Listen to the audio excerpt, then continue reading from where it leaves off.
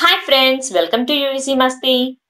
చాలా మంది నటన మీద ఇంట్రెస్ట్ తోనో లేదా సెలబ్రిటీగా మారిపోవాలనో సినీ రంగంలోకి రావాలని అనుకుంటూ ఉంటారు. కానీ ఇక్కడ జరిగే కొన్ని సంఘటనలు చూస్తే మాత్రం ఒళ్ళు జలధరించకుండా ఉండదు. అలాంటి ఓ సంఘటన గురించే ఇప్పుడు మనం చెప్పుకోబోతున్నాం.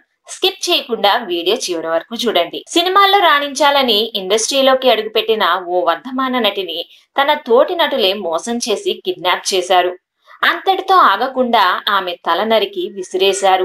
ఇంతటి ఘోరానికి వాళ్ళు ఎందుకు పాల్పడ్డారు, అసలు ఏం జరిగింది అనేది ఇప్పుడు చూద్దాం. ఈ సంఘటన 2012లో బాలీవుడ్ లో జరిగింది. తోటి నటీనటులే ఆమెను దారుణంగా చంపారని తెలిసి పోలీసులే నిర్ఘాంతపోయారు. హత్యకు గురైన ఆ యాక్టర్ పేరు మీనాక్షి దాఫా. 1984 అక్టోబర్ 4న నేపాల్లో జన్మించి డెహ్రాడూన్ లో పెరిగింది. చిన్ననాటి నుండే సినిమాలంటే ఆసక్తి ఉండేది. డాన్స్లలో, యాక్టింగ్లలో ట్రైనింగ్ తీసుకొని 2011లో 404 అనే సినిమా ద్వారా వెండితెరకు పరిచయమైంది.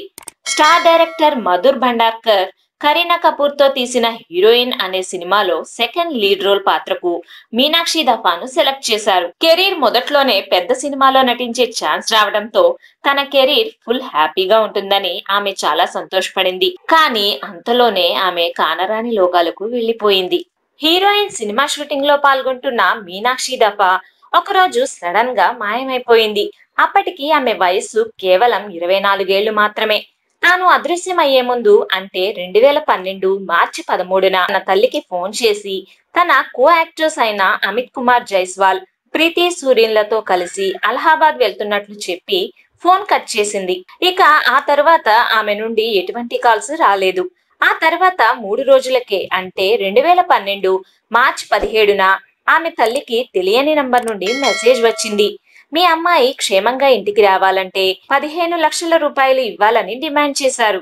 పోలీసులకు చెబితే తమ కూతురి న్యూడ్ వీడియోలను బయట పెడతామని బెదిరించారు.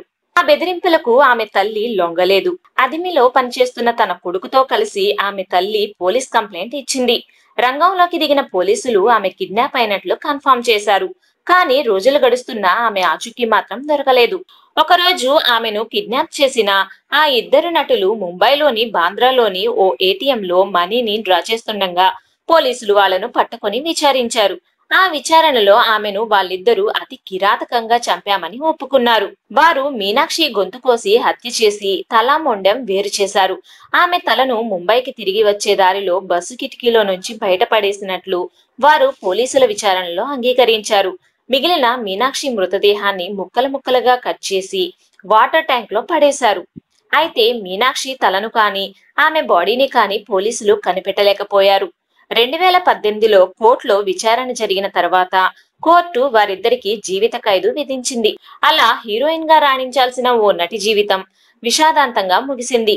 That's all for this video friends. ఈ వీడియో నచ్చినట్లయితే మర్చిపోకుండా వీడియోకి ఓ లైక్ ఇచ్చి మా ఛానల్ ని సబ్స్క్రైబ్ చేసుకోండి. అలాగే ఈ వీడియో మీద మీ అభిప్రాయాన్ని కూడా కమెంట్స్ లో తెలియజేయండి. Thanks for watching friends. జై హింద్.